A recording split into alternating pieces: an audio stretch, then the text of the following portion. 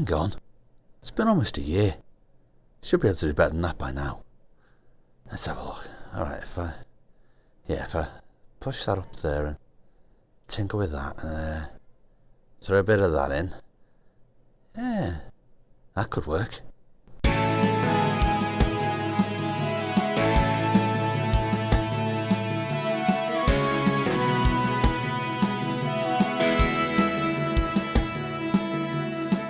Welcome to Level Up, the video game podquiz, where we take a contemptuous sideways glance at the news and test our video game trivia.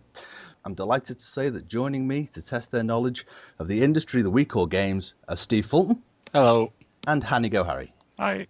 Do you both have appropriate or inappropriate, let's not pretend we have any moral superiority here, noises to make that can attract my attention?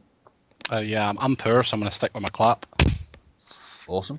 Sounds like you knocked someone out. I was going to say, that's straight out. I'm near Glasgow, so it's not far off. Sounds like something off a Street Fighter 2 soundboard. It's Ryu. Throwing a show you again and we're laughing. Hany? And yep, this is mine. That's marvellous.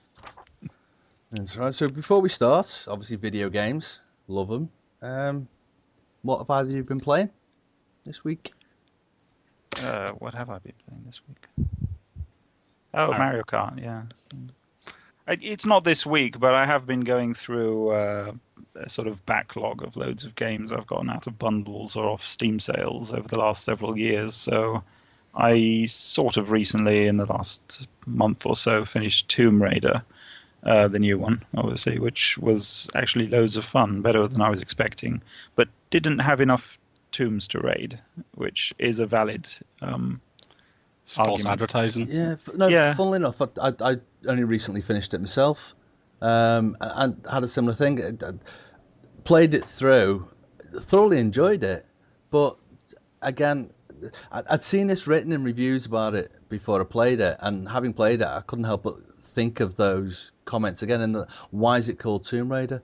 This would have been a perfect opportunity to rebrand it and call it Lara Croft, like they did with Guardian of Light. Yeah. That was a great game as well. I thoroughly enjoyed that one. That was the first Tomb Raider game I'd enjoyed, and it wasn't a Tomb Raider game, it was Lara Croft. But they could have done that as well with this and had it about Lara and instead of the Tomb Raider thing. It just, yeah. If anything, yeah, the game that's coming up, they could have then called Lara Croft Tomb Raider. Yeah. The first one should be called Lara Croft Origins, or Lara Croft, gets out of her nappies or something like that. It's sort of. But I'd often read from the comments or on the through the comments on reviews or replying to people on Twitter. I'd seen conversations where people have said there isn't enough tomb raiding, etc., and people have come back with this is still an origin story, blah blah blah, and the tombs are optional, like the very puzzly ones. Which I thought, okay, fair enough, that's valid, and I enjoyed them while playing the game. But then you get to the end, and you've got this, I think, unlocked map where you can basically see how many areas still have items to discover. Yeah. And when I then went through that, there were only, I think, 7 tombs in total in the whole game, and I'm talking about really small puzzle areas, which you can solve in approximately 5 minutes, possibly 10. And that's not even the length of time I took to play through, I think, a couple of the Tomb Raider 2 demos. So there is very little tomb raiding. Like when I actually saw it up close, so to speak, I was like, yeah, 7 is way too small. It should have been like 10 or 15 at least. Like I say, they're not really tombs either, are they? They're just like little caves, little mini caves with a puzzle or two in. Yeah, they're kind of like a quarter of a tomb in the original, where you'd have an environmental puzzle or have to figure out how to get to the top to get a gear and take it back down to sort of lift the platform up, etc. But it is genuinely much smaller than even some of the demos of previous Tomb Raider games. It does feel like a little bit of a cop-out, though, to sort of to call it Tomb Raider and then basically make it absolutely nothing about raiding tombs. Yeah, no, absolutely. I mean, I think they've called it Tomb Raider because of the heritage, and that's the IP. Yeah, I mean, the first one was excellent. I mean, I played it way back in the Sega Saturn, and it was, I mean, between sort of murdering indigenous wildlife and finding interesting things, it did what it said in the tin. But the new one didn't appeal to me at all. I don't know. I never fancied it for some reason. That's, I mean, the essential thing about Tomb Raider that I always loved, and in a way didn't think Uncharted did as well, was the whole environmental puzzling. And there was less of this this time around, because you didn't feel like you needed to spend that much time figuring stuff out. And I think it got to a point where I thought, even though Uncharted had far fewer of these kinds of puzzles, the one I played, which was the second Uncharted game, had one which was really good, which meant that it had like a better tomb than the Tomb Raider game. Well, funnily enough, having completed Tomb Raider, it led me, the next game on my list, having completed Tomb Raider, I thought, I'm going to go and play Uncharted now, but I've got the first two on the PS3, but I've not played them yet. I've started playing Golden Abyss on the Vita, and it's lovely. It's a really nice little thing. I don't like some of the combat because you've got to use the touchscreen for it, and I always find that gimmicky. Yeah, definitely. But it's nice. I think it looks beautiful. Uncharted's always looked good. They know how to tell a good story. I've not felt it always makes sense the way they like shift between areas. It's almost like a very lazily written movie where they'll have a nice adventure in some area and go, oh, look, the bad guy's run away with a piece of this and dropped a piece of this map that says he's heading to other locale around the world that's very nice to draw and animate, so we're going to go there. But the combat, the actual shooting mechanics really got me down to a degree where I think I'd gotten through about 2/3 of Uncharted 2, and every time the sort of music changed and I could see people yelling and running out with guns, I'd kind of sigh inwardly because I just didn't want to play any more shooty bits, because they were just dumb AI spawning enemies all the time who just kept spawning and shooting straight at you until you killed enough of them, and it just got really tedious. Oh dear. Well, thanks for putting me off. You're welcome. Next up, I'll try and sell you a Wii U. And Steve, what you've been playing? It's been the playoffs for the Dota International 2014. So I haven't been playing much of it, but I've been watching an awful lot. They've got the newcomer stream now for people that aren't that kind of familiar with Dota 2. So it's been quite good for me because I'm not that good at it, up to the point where I'm terrified to play online. But yeah, other than that, it's been mostly watching Dota 2, I'm afraid. Not much games this week. I've not played Dota 2, and I've not watched it, I must admit. It's something that's kind of gone completely over my head. Maybe if I sat down to watch it, I'd enjoy it, but I kind of think I've got other things to be doing to now start going and watching this thing. Yeah, me too normally, but because I'm off, I'm on holiday this week, I thought I might as well treat myself, so... Good. That's great. Okay then, so I suppose we better get on with the quizzing. And we start with news. All the news that's fit to print.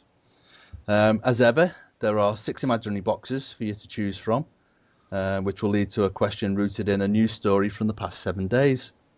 So, Steve, and we'll start with you. Pick a number from 1 to 6. 3, please. Number 3. Here we go. Why are we all junkies?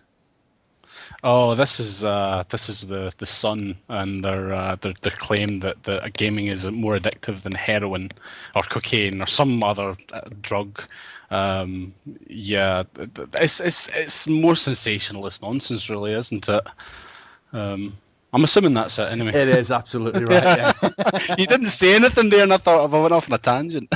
No, well, you feel free to carry on. It boggles my mind to think that, I mean, anything's addictive. It doesn't matter what you do in your life. You know, if someone does something and they enjoy doing something to the point where it can override other things in their life, of course it's going to be addictive. And gaming, I think, particularly when you're talking about the younger sort of kids and stuff like that, they don't know the difference, but they don't understand the concept of moderation. You know, and if it's a priority in their lives, they will make it a priority unless their parents intervene. And this nonsense that gaming corrupts and makes a mess of your mind and all the rest of it is clearly nonsense, and yet the Sun seem to feel the need to continually attack when there's far more interesting things to attack in the world than people that play computer games.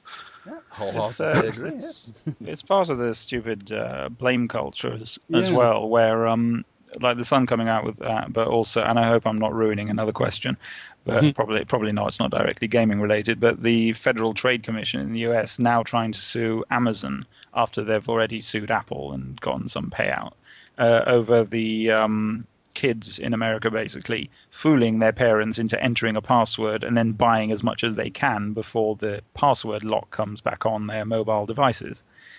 And I think at the moment the delay is like 15 minutes or something, and Amazon already went like, look, we've got these parental controls in place. You can either prevent any purchases or have it time out. And go and discipline the little shits who, quite frankly, just convince you to put your password in It and then pay out all this money.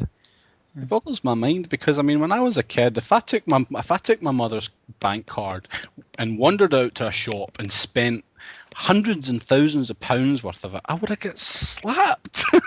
She wouldn't go and ask the shop to pay. Not at all. She wouldn't go and shout at them. It'd be my fault, And I think that's something that it seems to be a strange sort of mental block these days. I mean, I don't have kids, so I can't comment on that respect. But I mean, I think back to when I was a kid and the things that I did, and the notion of it makes me come out in a cold sweat. I'm even scared. We are getting a bit away from what the question was about, though. So. Sorry. No, it's no. I mean, the points you're making are valid, and we might get an opportunity to discuss that a bit more later on. But to go back to the Sun story, like you say, anything that provides entertainment or enjoyment has the potential to have an addictive quality and be moreish and have you want to play more of it. We see it in games where they give you little rewards. Surely that's what achievements are. I mean, I loathe achievements, but surely that's what they're all about, to get you to come back and play more and do something else to get this achievement. Almost like to prove yourself in a way, I suppose. That's probably why I don't like them. Completionist. It's completionist, isn't it? Yeah. I mean, Nintendo were always the ones for games like that when I was a kid. I mean, I remember Super Mario 64, and there was 100 stars to collect, and if you'd collected the 100 stars, you were like a minor celebrity in my school, And it genuinely didn't interest me at all, purely because I couldn't. Wasn't there 120? 120. I could. 120 at all. I'm going back 15 years here. My brain doesn't work. I think it's 120 stars in Mario 64. Yeah, Mario 64. I knew it was a certain number of stars, whereas other games don't tend to have that. But as you say, it's getting more and more of an issue. I mean, I don't mind achievements. I quite like the PlayStation's notion where it tells you how the percentage of people who played the game who got that achievement. So every now and then you get one that's only 2% of the players have got, and you think, yes, I'm in the sort of top sort of range, and there's a little sort of dance involved with that, and then it sort of dawns on you the game's probably crap, and hardly anybody's actually got that far into it. No, see, I'm the opposite. I get turned completely off by the achievements because I feel like they're trying to goad me into doing something. It's like I hate on Steam the fact that you see the list of achievements you've got and the ones that you're nearly gonna get. I just want to know. Did you ever see the ones I don't want to see them. Just get them away. Just sod off. Did you ever see the ones where the Stanley Parable? I think they believe exactly the same thing you did. And there's one for not playing it for 5 years. That's just another reason to love that game. It's just fantastic. Yeah. I mean, I do love the Stanley Parable. I love the demo that was done originally. Well, sorry, not the demo, the mod, and obviously then the demo came out, and then the full release. And I think they've all been brilliant, absolutely brilliant. There's one that's called Achievement. This is an achievement. I mean, it doesn't even tell you how to get it, Well, it isn't the one that is just completely random.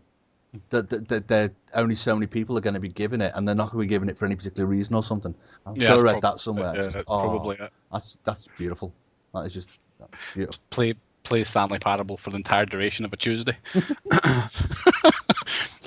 Oh, quality. It's not just achievements though, because you've got that whole gamer score business, which I never had a 360, so I never got into it. But I see people sort of even discussing on Facebook about some really crap game is sort of in some cheap deal. So they were like, I'm going to buy that and finish it just to get the gamer points. Yeah, that's disturbing, man. So that is almost even worse in my opinion. Like, if you bought, the Golden Compass and just to get the gamer points, then you definitely have a problem. There's others that take it a little bit further that get like 6,666 and then they refuse to play another game forever because they don't want to lose that magical number, and it's like, grip. Open up a new Xbox Live account just so they don't mess They with it. do. It's terrifying.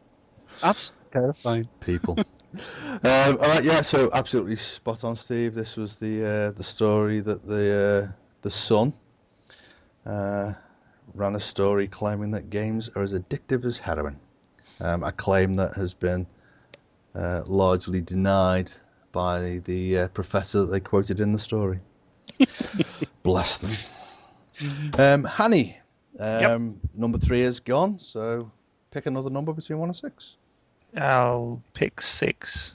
You know, something told me you were going to pick number 6. I don't know why. No. Oh, dear.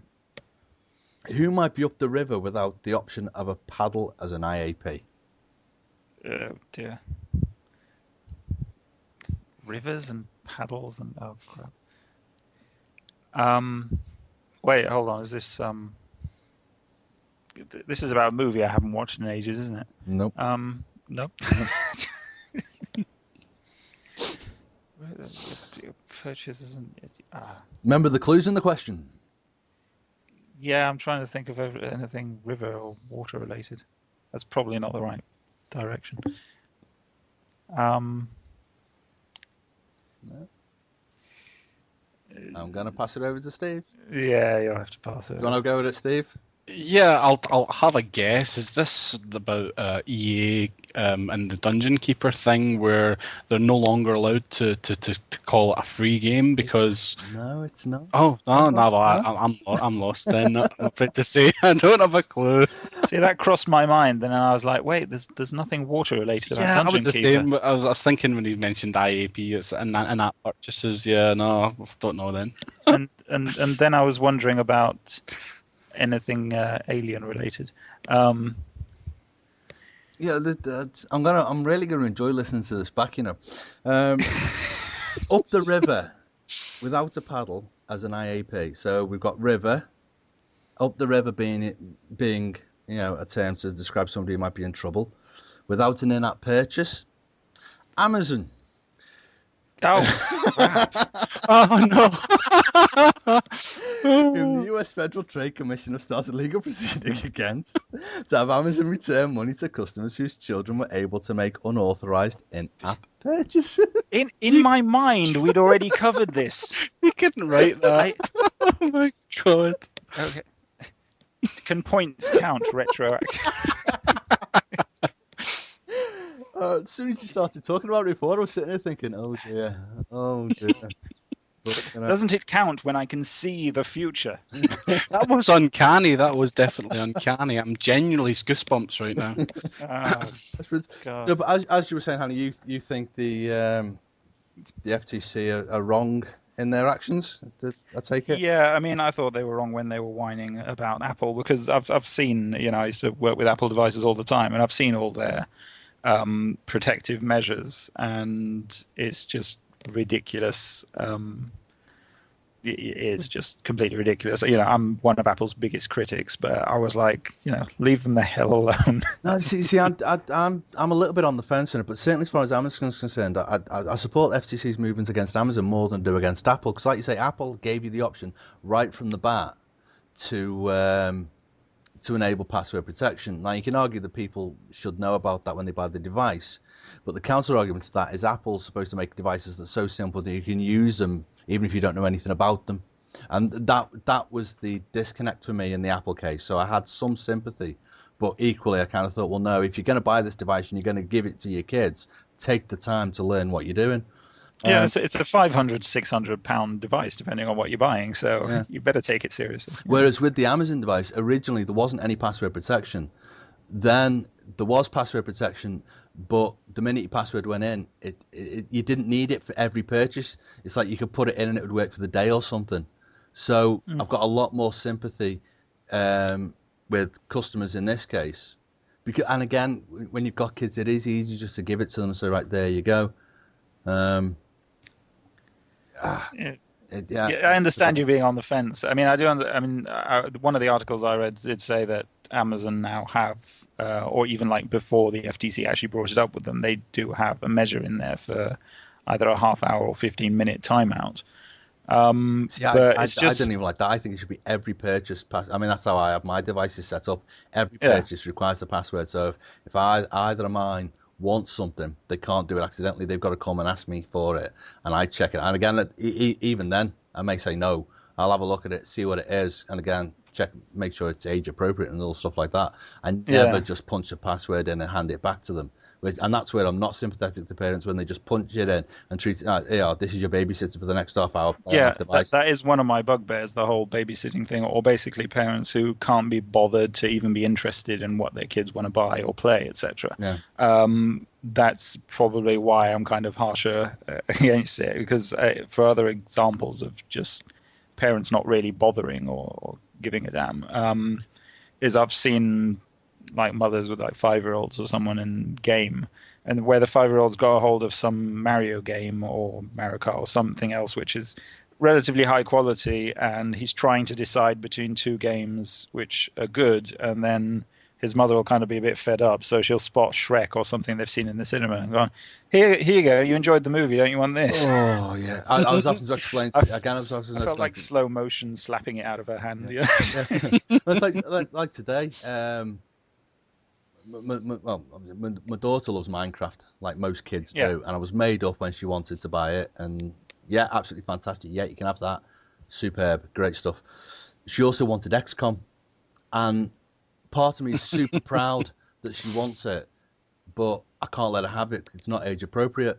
And it was Chrysalids. Yeah, it was really torn. It was like, oh, I'd love, yes, but no. And equally, she knows there's an Adventure Time game on the 3DS. I think it is. It's on 3DS, isn't it? Yeah. There are two or three. Yeah, and I've told her absolutely no because the reviews for it are garbage. But she loves the series, and like she wants the game. So again, it's I suppose maybe that's the advantage because I play games as well. I'm in a position to inform her. I'm not just, oh yeah, there you go. I don't play games, but my kids do, so there you go. No, I'm the other way around. I play games, and please come and join me, children. You know.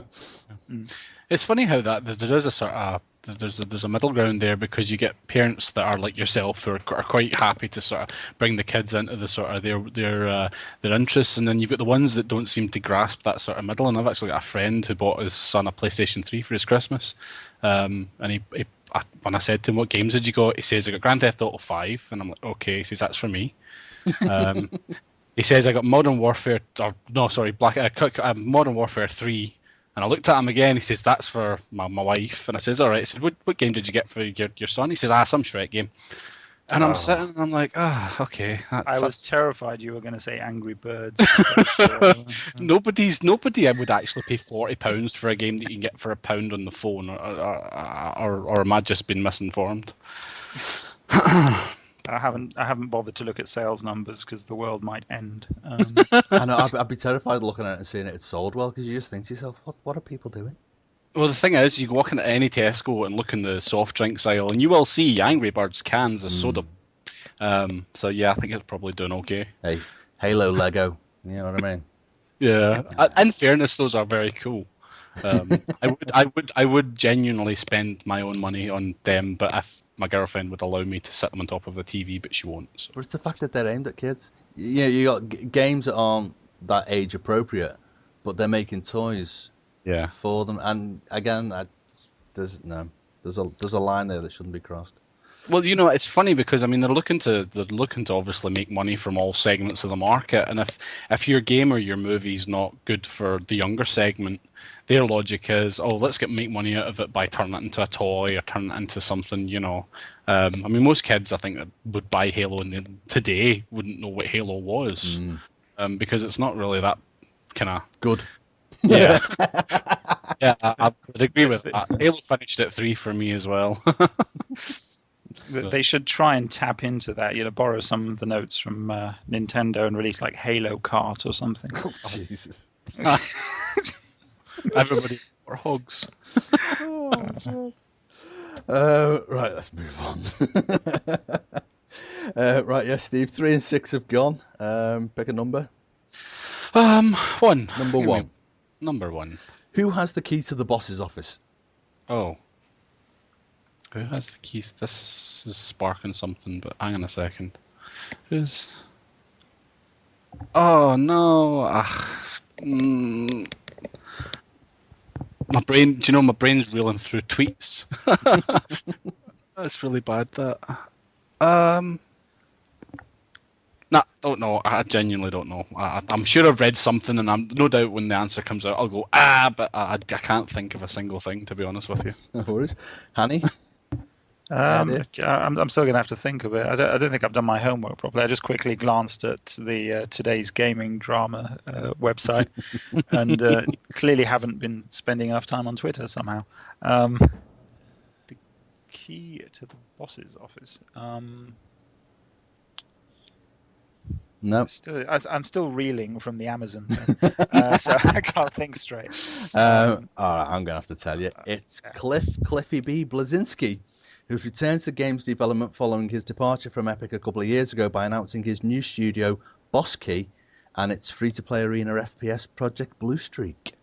I didn't know that. You see, Cliffy B is back. In my defence, I have sort of mentally filtered out anything Cliffy B related. So yeah, kind of. I became a bit bored of him when he gave it, and some of the statements he was making about all PC gamers being pirates and shit like that, which we are, but we also spend a load of money. So yeah, he lost all my respect when he refused to make a sequel to Bulletstorm, to be honest with you, and decided to make crappy another Gears of War sequel.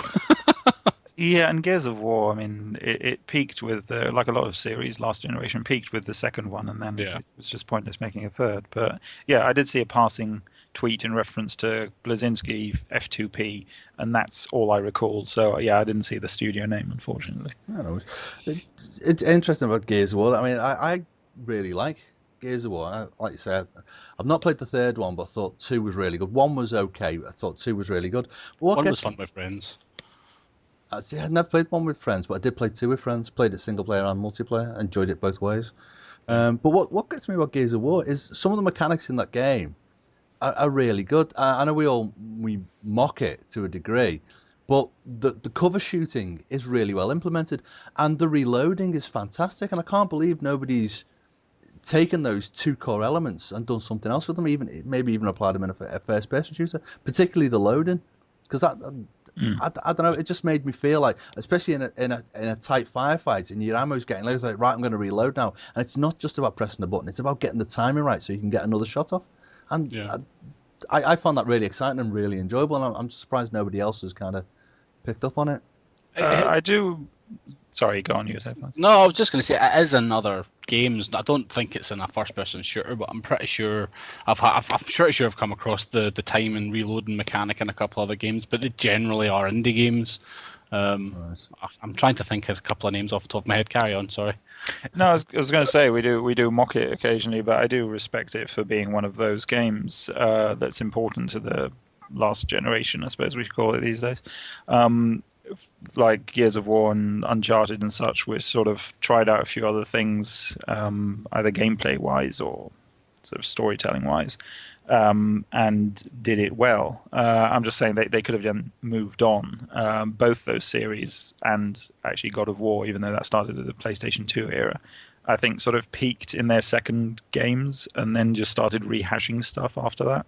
It seems to me that when somebody takes the time to come up with something new and inventive and just a little bit different and creative, the fact that they stagnate almost immediately, and it seems such a shame that when they've done something, they've taken a risk and done something, that they then don't feel they can take any more risks. Well, it's like Assassin's Creed has become this milking thing, whereas the first one was imperfect, and then the second one, I think a load of people still say Brotherhood, which was the third one released, was their favourite.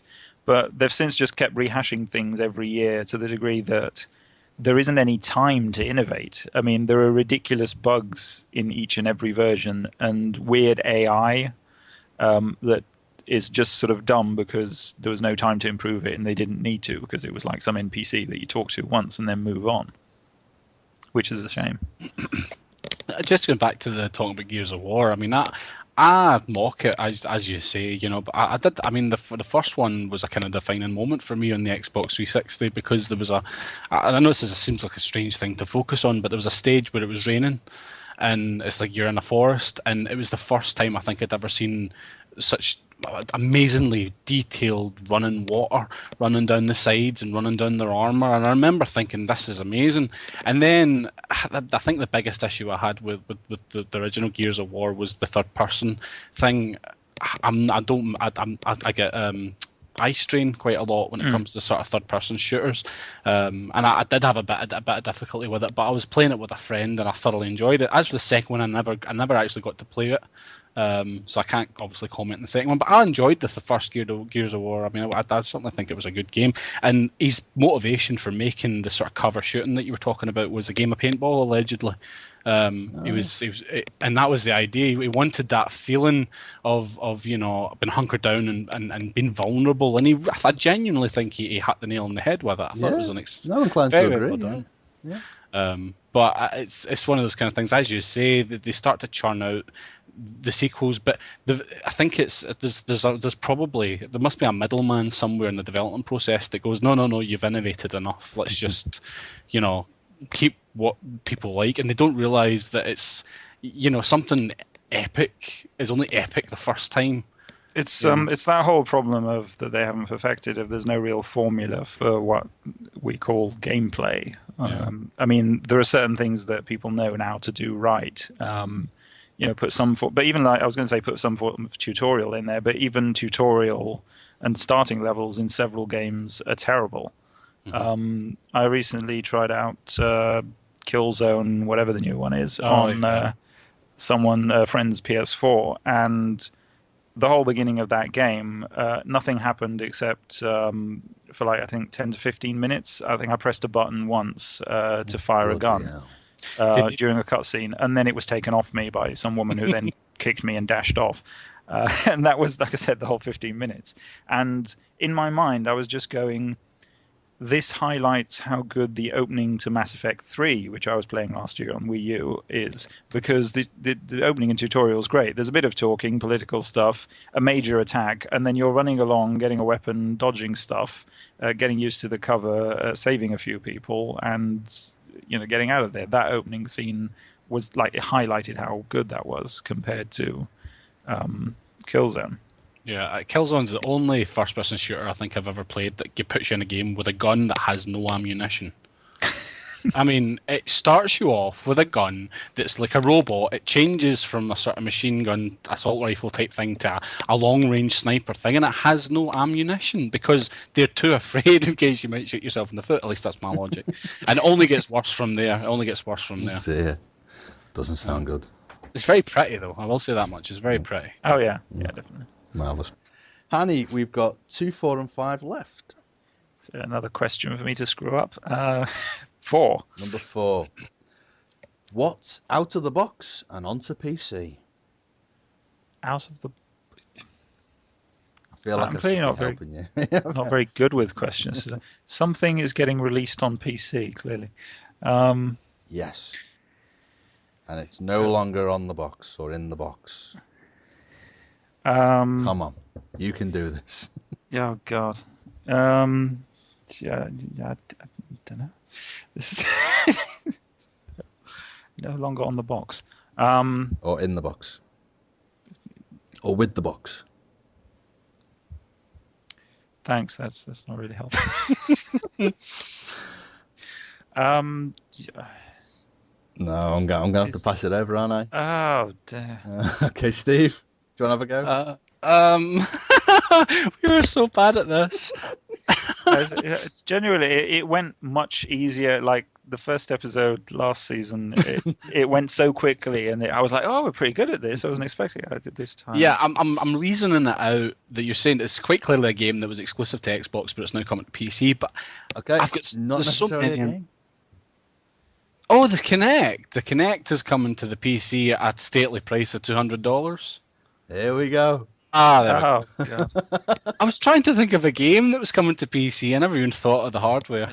I didn't even know that because I don't care about Kinect. No, me neither. I just saw the price and kind of laughed and scrolled on. Yes, Kinect version 2, which will retail for 159 of Her Majesty's finest sterling, was announced to be available for the PC from the 15th of July.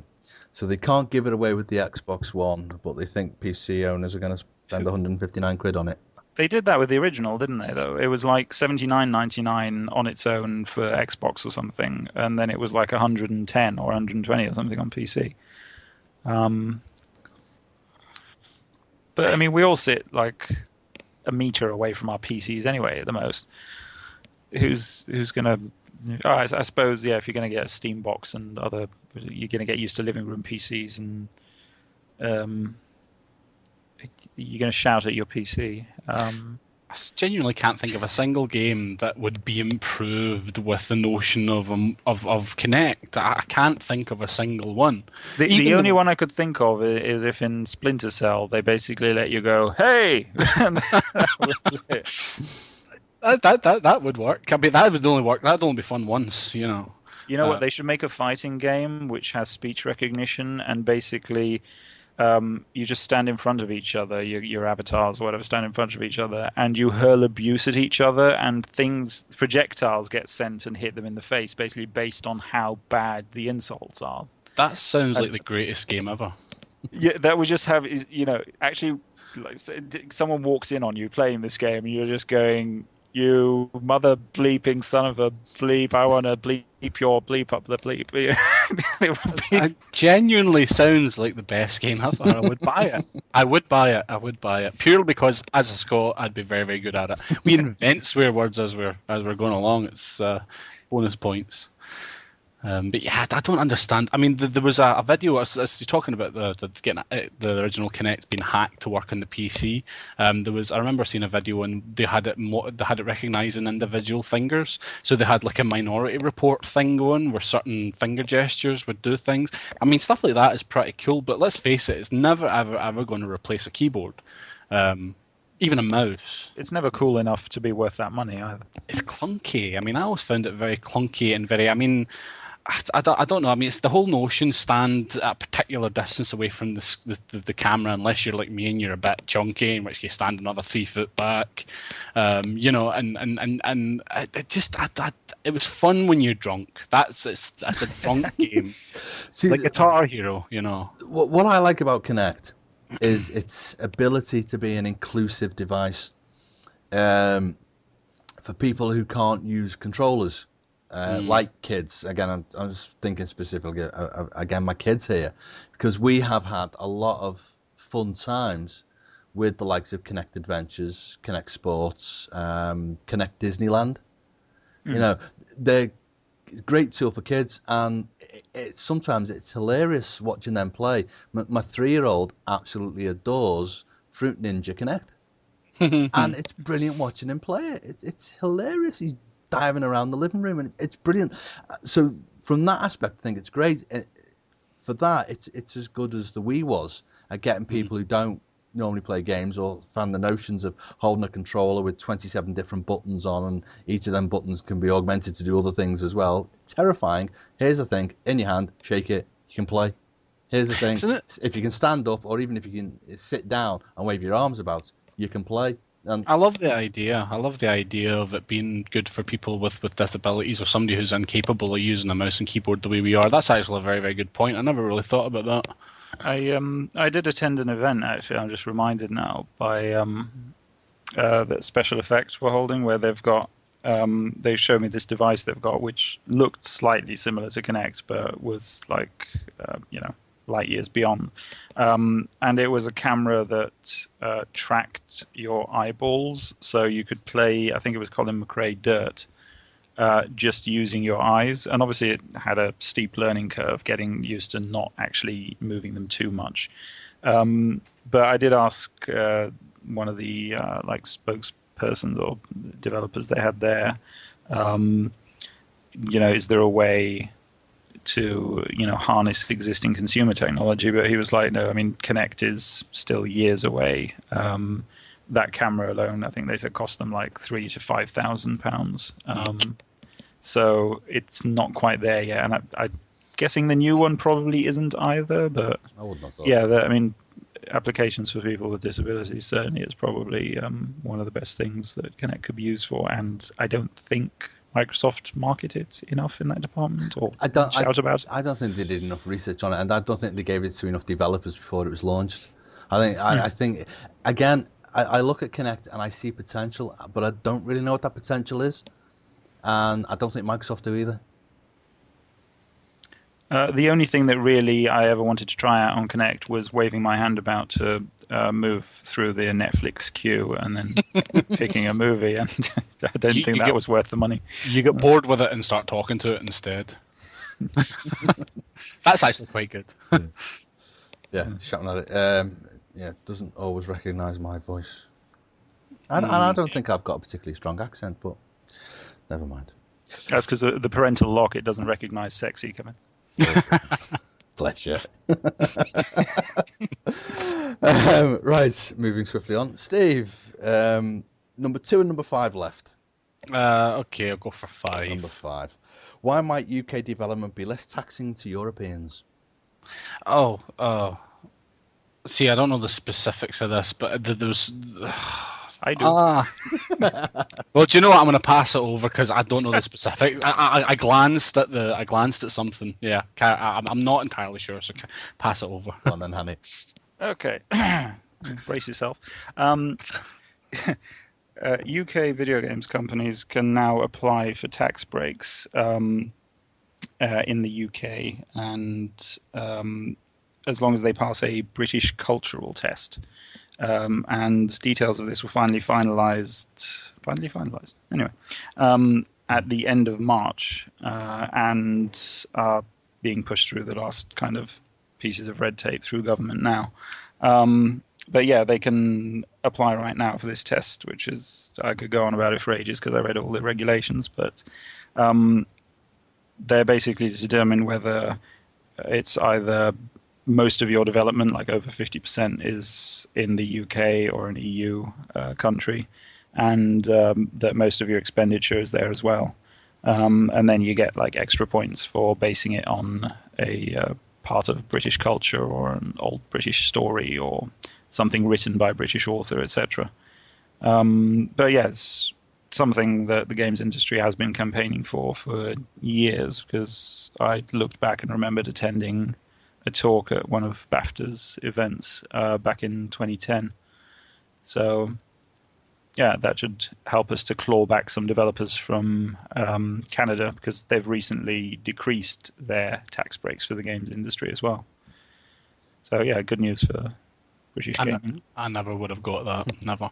It's not exactly the answer. What Hany's saying is largely correct. But the tax breaks were agreed a while back now, and they don't necessarily relate to a news story from this week, which was that a GDC Europe survey showed that 47% of developers view the UK's games tax relief as being the best on offer in Europe. I think we still are slightly behind the Canadians, but as far as Europe's concerned, yeah, 47% of developers say, yeah, the UK is the place to be.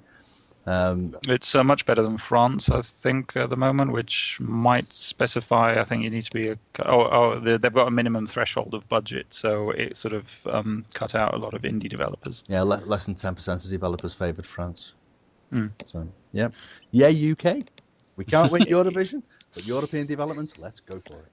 Do we want to win the Eurovision? I mean, realistically, you could have gone for can't win the World Cup. Sorry, I don't know why I found that funny. I'm not speaking to either of you now. The best, I saw a joke just after they got knocked out. I don't watch football, but I was wondering where it was related to, and then I got it, and it said something like what's the difference between a tea bag and in England, and they said like one lasts longer in a cup. No, the best joke tweet, I don't know who tweeted it, but the best joke tweet I've seen through the World Cup was after the Brazil-Germany game, where in the semi-final, when somebody tweeted, "That's the most embarrassing semi since went to see Brokeback Mountain with my dad." Oh dear. Well done. Yes, I know. I wish I knew who tweeted it, because that was genius. So yeah, if you tweeted that and you're listening, bloody well done, sir. Fantastic. Right, so Hany, that leaves you with question 2, which I'll take question 2. which is, who are just too innovative? But... God. Is this something 2K related? Because you said 2 in that way. No, the key word here is innovative, and it's something we mentioned earlier. I don't know whether we've mentioned it since we started the pod quiz, or whether we mentioned it a bit earlier when we were chatting. I think it was a bit earlier. Have I got to remember everything I blabbered on about now?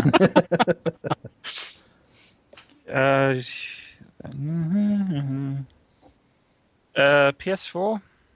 Sony? No. Nah. No. No, wrong way. I don't know. Oculus Rift? I'm just going to throw out all the technology we talk. Connect, Oculus Rift. No, this isn't hardware related. Apple? No, sorry. No, I'm going to pass it over. Yeah, I'm going to get it the minute you do as well. Steve, want to pass? Yeah, it was EA said that the new iteration of Dungeon Keeper on the phone it failed because it was too innovative and it was too forward thinking. Completely overlooking the fact that it costs you about £9 to actually play the game for more than an hour. Absolutely right. No, absolutely right. Yeah, EA in relation to their travesty of a Dungeon Keeper remake. Frank, I want to say Gibbo. I think you should go with it. Yeah. So, I'm not sure how you pronounce it, but I want to say Frank Gibbo, because from his quote, he sounds like a Gibbo. Which is, brands ultimately have a certain amount of permission that you can make changes to. And I think we might have innovated too much or tried some different things that people just weren't ready for, or frankly, were not in tune with what the brand would have allowed us to do. Make a decent game. The thing is that I love the way that they continually refer to it as a remake or a reimagining or any kind of. It's got nothing to do with Dungeon Keeper, the game on the PC, in any way, shape, or form, bar the red guy with horns. That's as far as it goes. It's actually, I played for a little while a game called Clash of Clans on my phone at a sheer boredom, and you get a few days into that before it's, it gives you a generous amount of stuff to mess with before you actually have to pay for money. Dungeon Keeper took me, I kid you not, about 12 minutes before it started asking for money.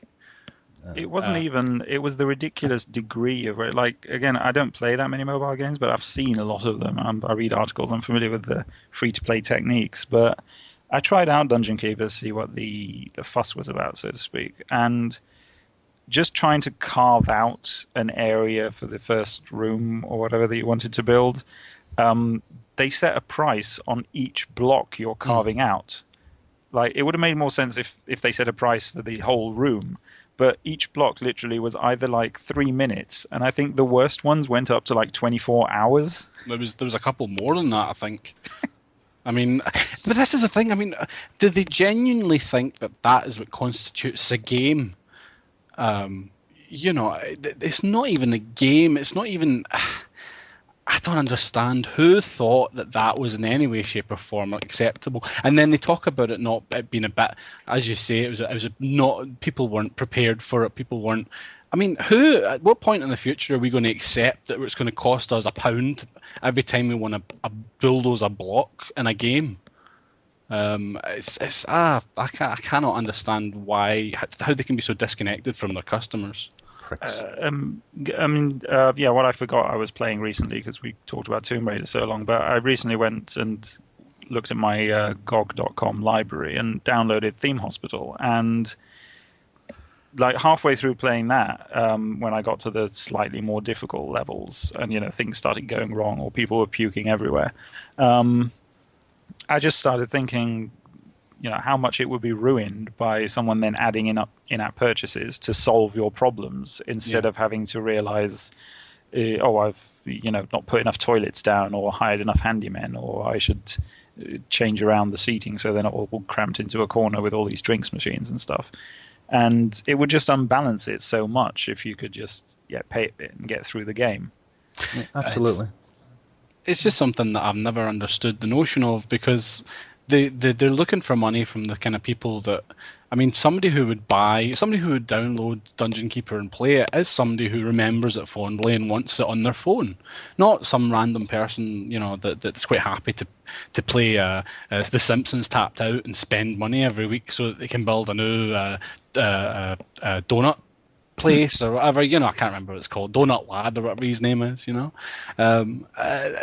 were setting themselves up for a rather thorough kicking, to be honest with you, when they rolled that out, I think. Absolutely. And of course they're not allowed to call it free to play anymore either, are they? Because the ASA ruled it. It simply isn't free to play. The notion of free to play. Fee to pay is the popular. Absolutely. And just as a quick note, Team Hospital is still epic. It is fantastic. It really is. Quality. A proper, genuine classic. Okie dokie. Right, a few other news snippets from this week. Sony have announced that their current consoles, the PS3, PS4 and Vita, have collectively sold 100 million units. So, round of applause for Sony there, yes.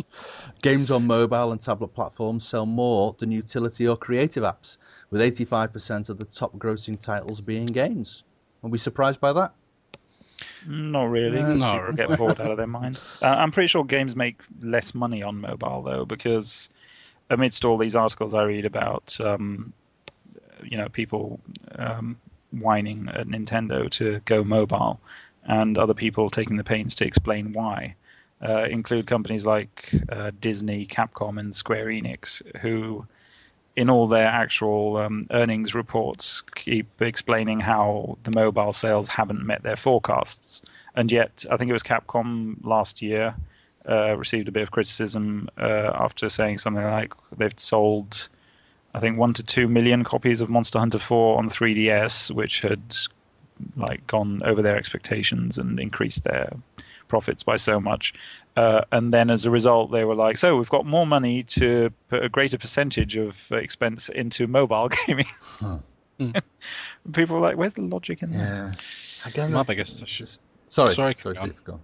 I was just going to say, my biggest issue, I love sort of Final Fantasy games and stuff like that, and the notion of them on the phone is great, but they all seem to be really, really overpriced compared to all the other apps and all the other games on the phone. They go all the way up to something like £15, which is quite a lot for a mobile game. Which I don't know if that has any effect on sales at all. It doesn't seem to, but that's kind of my biggest turn off for it. Yeah. Okay. Paradox CEO Frederick Wester has spoken out against DRM, saying customers should be incentivized rather than potentially punished for buying. Again, can't disagree with that. Koch Media have denied German financial reporting that suggests they are looking for a buyer. The company, which publishes games under the Deep Silver brand, claim that rather than looking for a buyer, they are instead more interested in acquisitions, a claim that immediately saw them linked with Crytek, whom they already have a publishing deal with, and are themselves reportedly in financial difficulty, with UK staff believed to have been working unpaid, which was a bit of a shock, wasn't it, when I heard about that? Yeah, they just received some positive articles, I'm pretty sure I never got around to reading, but then all the news came out about them not being paid, and I think some developers said they were going to stop working or something because they hadn't been paid for a month or so. Bit worrying. You wouldn't expect a company like Crytek to have those issues. Because they are so well known. Maybe Crysis 3 didn't sell as well as was forecast. Maybe. Well, their what was it? Rise, Son of Rome, or whatever it was called. Yeah. Which looked very pretty. To be fair, the faces and everyone looked nice as you stabbed them through the chest and spilled their guts everywhere. But it again, you have to recall, like we were talking about Infamous Second Son earlier, where it didn't really do anything new, though. You could go back and play God of War 2 and squint a bit and things would look about as crisp, and then you could just have a more fun game, you know. It always worried me that they didn't actually show any in-game footage during the adverts for that game, because my logic was these are the most powerful consoles ever devised by man, and yet they've got pre-rendered nonsense in their adverts. That is very worrying to me. And retailer GameStop are looking to help fund development of games in order to secure exclusive content, which goes beyond the already loathsome practice of retailer and pre-order exclusive content, and if enacted, would take publishers and marketers contempt for their customers to shit-gargling levels of repulsion. That was, I mean, when I read that, I just thought, I mean, that is the ultimate taking the piss. It's worrying in the notion that, you know, someone who pre-orders a game, he buys a game before it's released, you know, before reviews are out, before anything, and it's a risk that people in a recession, obviously the recession isn't obviously as big an issue now as it was, but people are still struggling. And the notion for me, I mean, me personally, I've got a flat, I've got a girlfriend, I've got, you know, I work, and even I would draw the line at spending £55 on a game that I do not know if it's going to be any good or not, and a fancy little sword or a new car isn't really going to sway it for me. But it is kind of worrying that so many people are swayed by it. There was that article, I can't remember if it was earlier today or yesterday now, but on Polygon, where Ben Kuchera tried to dissuade people as best he could from putting down money for the Alien Isolation pre-order, which included, they're trying to entice you by including the original movie cast in a couple of missions. And I mean, he had some very agreeable points there about it doesn't really help the consumer at all, and it just encourages publishers to kind of hold their reviews and such at hostage, as hostages, because, you know, they can do their whole embargo stuff in order to ensure they have as many pre-orders as they want, and basically not let you have an opinion about the finished game. It stinks. It's stupid, but I mean, it's the kind of thing. It's the kind of bad habit that's been left to foster or fester or whatever. It's been tolerated, basically. Yeah, but it's also it reminded me of that Square Enix said that Tomb Raider hadn't met their forecasts or was a disappointment or something, even though I think within the first month and a half or so it sold like 3-point-something million copies. And I was like, since when is like several million copies not a good result? Depends on how much you spend making the game, I suppose. Yeah, but I mean, you know, they knew it was a good game, and even the reviews had agreed with them, so they could have just, you know, waited, which I'm sure it has by now, sold several million more.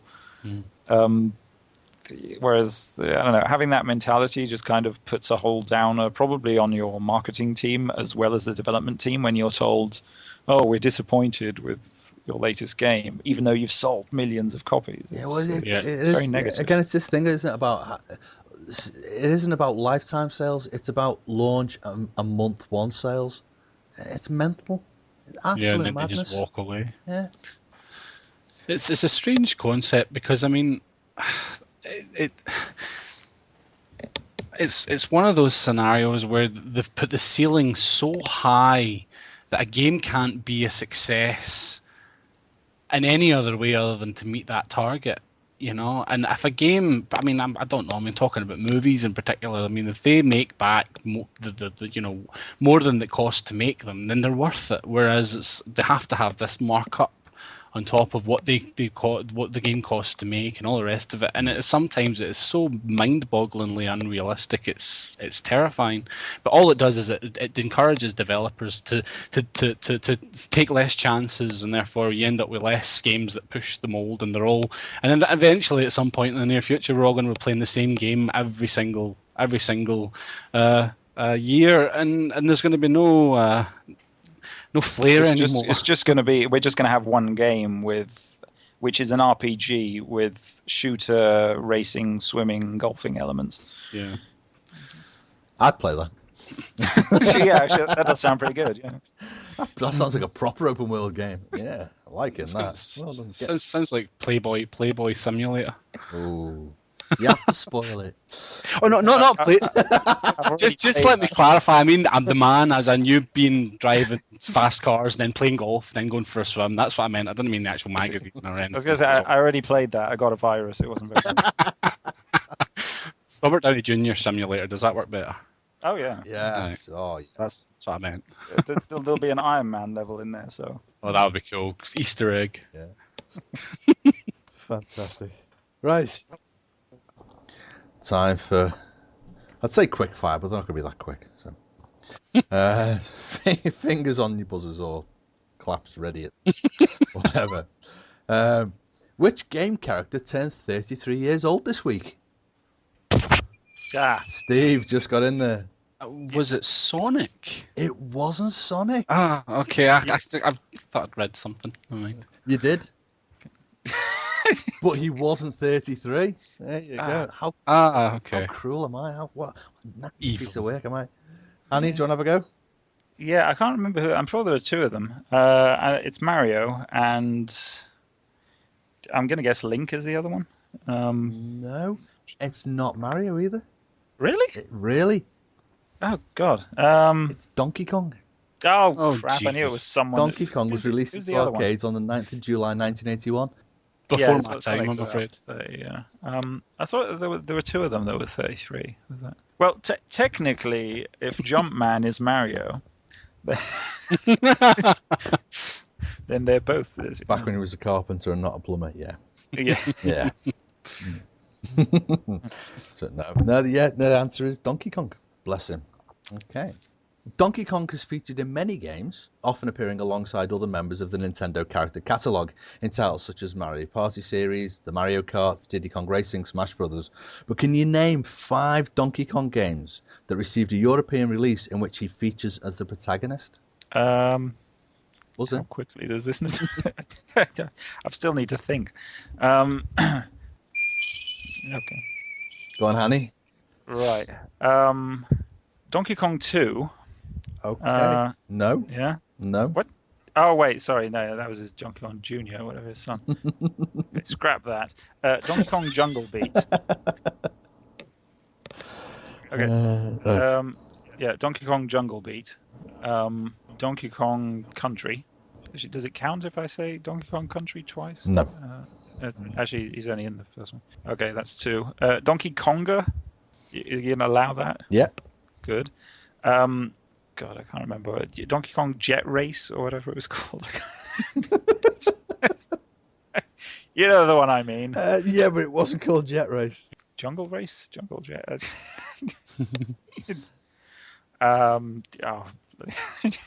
There you go. I'll stop you there. It's getting painful now. Yeah, you gave me Donkey Kong Country. You gave me Donkey Kong Country, which was on the SNES, Game Boy Color, and Game Boy Advance.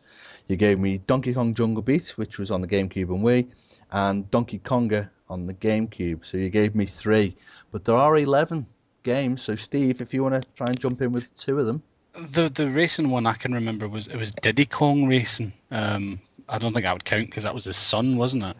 Diddy Kong's his mate, and I mentioned it in the question, so you couldn't have that anyway. So Yeah. I'm trying to think now. it's got to be a Donkey Kong game. Yeah, it was never, to be honest with you, it was never something I was all that into. I preferred Sonic. I was very much a Sonic kid. It was awful. Oh, shush. Sonic was I have one more. Go on then. Donkey Kong King of Swing, which was on the GBA. It was on the Game Boy Advance, indeed. It was, yes. Okay. Yeah, I think I'm done. That's fine. Well, there are. You should know all these, to be honest, guys. Come on. Yeah, there was Donkey Kong Country on the SNES, Game Boy Color, and Game Boy Advance. Donkey Kong Land on the Game Boy. Are you going to count that? They were just downsized, but fine. No, it was different. The levels were different. Donkey Kong 64 on the N64. Oh, damn, I was going to say that. I forgot. Donkey Kong Jungle Beat on GameCube and Wii. Donkey Konga on the GameCube. Donkey Konga 2, also on the GameCube. See, I thought you would have disqualified me for that. No, there was a sequel and he was in it. DK King of Swing, Game Boy Advance. Donkey Kong Barrel Blast on the Wii, which is the one you're trying to think of. DK Jungle Climber on the DS, Donkey Kong Country Returns on the Wii and 3DS, and Donkey Kong Country Tropical Freeze on the Wii U. There was actually a third Donkey Konga game as well, but it was only released in Japan. Which is why I said only released in Europe, you see. It's all about the research. Half a point. Yeah. Who is the legendary producer who created the character? Hany. Well, I mean Shigeru Miyamoto. Yeah, the one and only. I wasn't fast enough. Right, we spoke earlier about Cliff Bleszinski and Epic Games, who, while having been around for years, were launched into the collective consciousness following the release of the game and the engine that took its name, Unreal. What was the name of the planet Unreal was set upon? Napali? It was Napali. Okay. It was indeed, yes. The add-on pack was called Return to Napali, indeed. Yeah, that's why I remembered it, basically. I should just say Alan Williamson of 5 out of 10 Mag has just released a book in collaboration with, I want to say Kate Tremblay, but I'm not sure if that's her correct name. I think she's a Canadian writer. They've just released a book where they played through Unreal, and sort of it was one of their favorite games when they were younger, and they've sort of recounted their memories and how much it meant and to them was overlooked. And I just bought it on off the website to download to the Kindle, but I haven't gotten around to it yet. But yeah, there you go. So rush out and buy it now, everybody. Yeah, indeed, if you feel like. Very good. Who was the player-controlled protagonist of Unreal? Go on, Steve. Did he actually have a name? I thought it was just the Marine. No. Surely Doom was the Marine. Oh, Doom. Yeah, the Marine. Okay. Okay. I know I was getting that messed up there. Did he actually have a name though? Or was that I correct? don't think he did. She. She? Oh, sorry. She. Was she called Prisoner or something? She was Prisoner 849. Yeah, I would never remember. She was only ever referred to as Prisoner 849. It's the only survivor of the prison ship that crashed into the planet. Although, as she comes out, there is somebody still alive on the bridge that gargles and splutters and then dies while she's there. But yeah. I never knew that. There you go. There you go. I'm off to research Unreal now. I loved it. It's one of my all-time favourite games as well. I can't believe I didn't know that. Well, you should check out that book from... yeah, I think I will, actually. I'm not being paid. Full of when I was doing the questions and I came to that, I found myself thinking, I've played Unreal so many times, but I never, I'd play it, I'd get so far, and I could never finish it, and I'd go back and I'd start again and I'd play it, and I did that for a couple of years. I'd start playing it, I'd get so far, could never get any further, and I eventually gave up on it. And I started, when I was writing these, I started thinking, I really should go back now and play it again. It was Unreal Tournament that dragged me away from it, and that was it. Unreal then was then Unreal Tournament. You know, there was no such thing as a single player Unreal for me after Unreal Tournament. It was all just multiplayer. Well, nicely enough, Steve, well done. That leads us into the next question. After Unreal, the story-driven solo campaign was kind of left behind as Unreal Tournament and a host of sequels were launched. But a sequel to Unreal did eventually come along in 2003. But what was the Unreal 2 subtitled? I knew you were going to ask that, and I don't know. Sorry. Buzz in if you know it. Don't. As I said, I kind of lost interest after Unreal Tournament. It was Unreal 2 The Awakening. The Awakening. God, my brain knew that. So did mine. I literally... You know how well, maybe you don't have little voices at the back of your head talking to you all the time. I'll just add to that by going, maybe you don't hear little voices at the back of your head. But mine was going, The Awakening. It's The Awakening. And I was going, no, it can't be that. I haven't looked at it for ages. The funny part is I used to sell it. I worked in a computer game shop when that was... Oh, no. When it was out and everyone was buying it.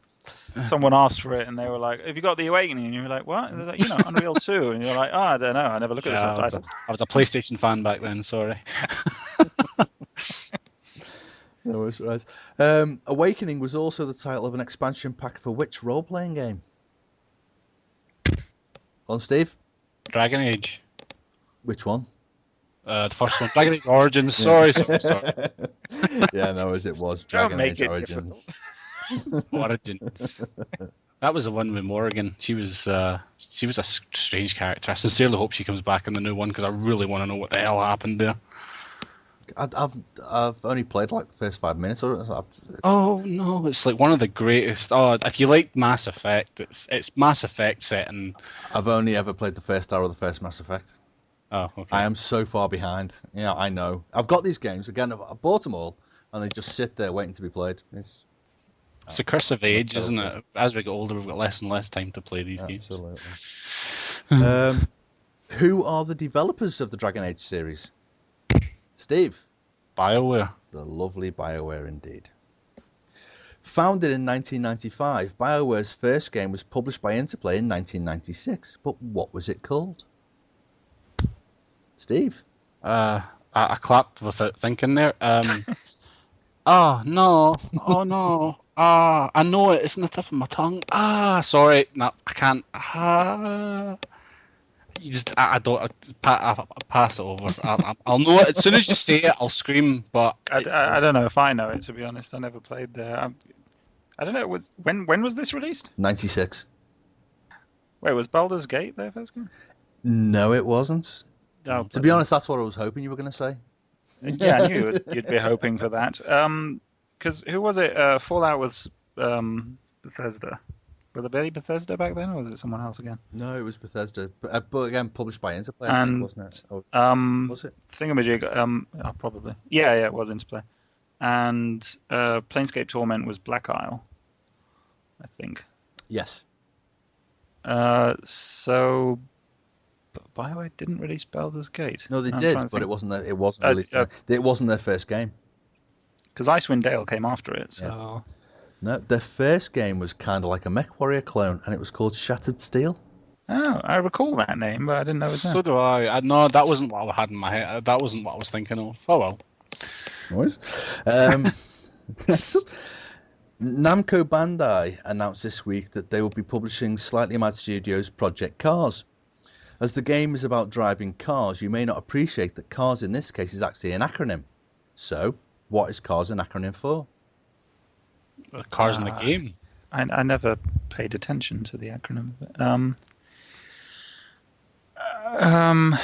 Project Cars. CARS is an acronym in this case. CARS of the title is an acronym. So what does CARS stand for? As I say, it's called Project Cars, and it's about driving cars. So you assume that the cars they're referring to in the title is just simply cars, but it's not. It's actually an acronym. See, I can guess two of them, but no, I'm gonna have to take. It's something racing simulator, isn't it? It is. Creatively accurate? No. Craptastically accurate. Oh dear. It's actually community assisted racing simulator. Bloody hell. I did not know that. There you go. Should have known. There you go. And last question. Project Cars is reported to be including support for virtual reality headsets on PC and PS4. Name those VR systems. Steve. The one on the PC is the Oculus Rift, and the one on the PlayStation is Project Morpheus. It is indeed. Yep. Absolutely right. That'll be so awesome. Both systems look really good. I'm really impressed with them. I can't wait to have a play. Basically. They've also just delayed the Wii U version release till 2015, which it's given Watch Dogs a lift. But what makes even though we should be used to seeing this by now, so to speak, because so many other games, like Watch Dogs have been delayed. But what makes very little sense is if you do a quick Google and search for this, polling the question they had on their website a few months ago as to which version people were most looking forward to or most wanted to play. Someone mentioned it on a comments thread, and I went and did a search for the site. And if you view the results, the top result is the Wii U version at, I think, 26 point something %. And Steam is actually like number 2. at like 24% or something. So like the most popular version that people are looking forward to, and now all the hype is going to die down by the time it's released, is the Wii U version. All that tells me is that people lie in polls. Possibly. I suppose People lie in general. Yes. No, I'd tell you, I reckon Project Cars will sell most on PS4, then Xbox One, then PC, and Wii U will become a poor force. I actually didn't realise it was still coming out for the Wii U. yeah. I can't imagine playing it with that pad. I'm sorry, I just can't get my head around it. To play it with the pad, just play it with a controller, and I mean it's got the Pro controller as well. But I was going to say I can't actually imagine playing it with a controller of any type, because the last time I tried, I nearly killed my in-game chat because the cars are exceptionally tricky to drive. They need to come out with a stand, actually, which has a base that you can clip onto something and then attach the Wii U controller to that and just have it so that you've got it attached to something while you're doing the motion control. Yeah. That would work. Or just buy a Driver Force GT. Either or works. Yeah. I'd like to know if it works on the Wii U. That would be interesting to try out. I don't think it would. No, I know. I was just thinking it's USB, but... well, apparently it does work on the PS4. Although seriously? I believe so. Yeah, it doesn't have all the controls. Obviously, it doesn't have the touch sensor or anything on, but just as a wheel, yeah. As far as I know, all the Logitech ones that worked on the PS3 will work on the PS4. I would love to have a crack at it, but sadly, I don't think the PlayStation 4 has a good driving game out for it yet. So I'll hang off for a decent driving game and then give it a shot. It'd be interesting, yeah. When the likes of a Drive Club and that come out, it will be interesting to see if they do properly work fully or whether it's a bit of a fudge. Yeah, the Drive Club kind of lost me when one of the developers said that they're aiming more at the Need for Speed market as opposed to the Forza market, which seems like a really silly thing to say. Because they kind of just split their user base right down the middle, but it looks very impressive. But equally, I don't know.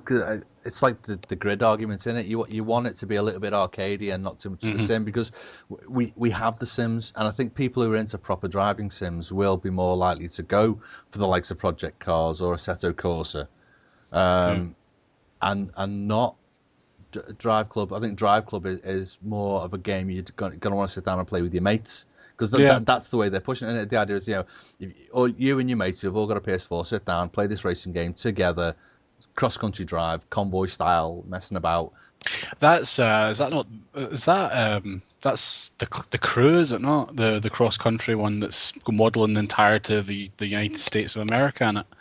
Is that the one where the developer got really overexcited on stage when they were like announcing the PS4 and its launch games and such?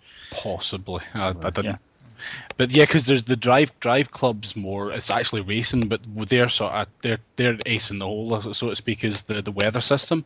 It's supposed to simulate the real time weather over the track that you're on. Oh yeah, they did the video of the rain, didn't they? No, but again, that was on a mountain. I'm sure that video of the mountain road with the rain was a mountain road with the rain. It wasn't a track. So. That's possible. Yeah, it possibly has track, but the Crew is, because it was. I was watching the trailer of it the other night, and it models. It's like a scaled down version of the United States of America, but it still takes about 4 hours to drive from one side to the other. Right. But it's like you can drive as you say, you can sort of go on a road trip. Which it does look really good. I don't care if that's arcade or sim. I will be buying that, because the notion sounds your own Top Gear races. I mean, you can't really complain. Yeah.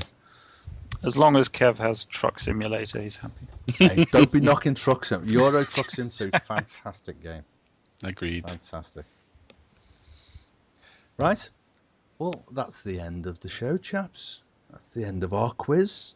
I survived. I'm surprised we made it through. And in the interest of peace and harmony, you'll be delighted to know that both of you reached the dizzy heights of level 6. Oh, cool. So it's a draw. Cool. Yay! Well done. It's a co-op game. Yeah, absolutely. You did much better than me, I think. I was just sort of scratching along here with my fingernails. I think Kevin should win. Yeah. And the event of a tie, the host should win. your trophy's in the post. Bless you. So yeah, that's the end. Thank you both very, very much for joining us tonight. Thanks for the invite. Thank you. And thank you, anybody who took the time to listen to us. Hopefully see you again next week. Bye. Bye.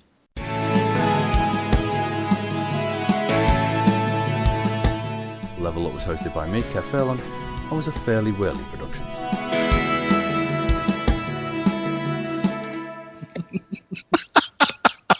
That was the cutest bye I've ever heard.